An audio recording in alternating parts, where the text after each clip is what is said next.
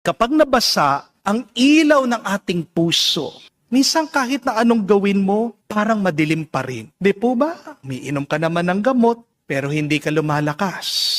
Gusto mong magbago, pero bumabalik ka pa rin dun sa dati mong gawi. Gumagala ka, naglilibang ka, nakikipagkwentuhan ka sa iba, pero wala ka pa rin nararamdaman na tuwa o saya. Ang tanong, bakit? Kasi meron tayong mga problema na hindi mo kayang bigyan ng liwanag sa sarili mong lakas.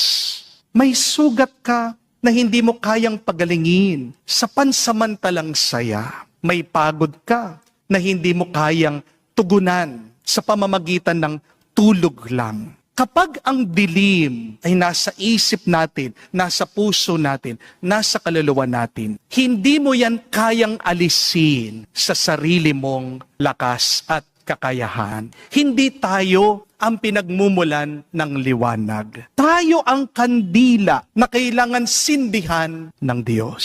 Kaya nga po, nung muling nabuhay ang ating Panginoong Jesucristo, habang nagtatago daw ang mga apostol niya dahil sa takot na baka sila din po ay patayin ng mga Hudyo, ang Diyos mismo ang lumapit sa kanila. Kahit na nakasara ang pintuan, pumasok ang Diyos doon sa kanilang silid. At anong ginawa ni Jesus sa kanila?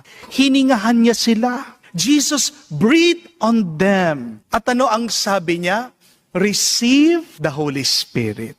At ano po ang simbolo ng Banal na Espiritu? Tongues of fire. Dila na apoy. Apoy na nagbibigay lakas sa mga mahihina. Apoy na nagbibigay tapang sa mga duwag. Apoy nagbibigay liwanag sa mga naliligaw. Kaya kapatid, kung ikaw nababalot ka sa dilim, nalilito ka din, pagod na pagod ka, gusto mo nang sumuko, wala nang saya sa iyong buhay, lumapit ka lang kay Kristo.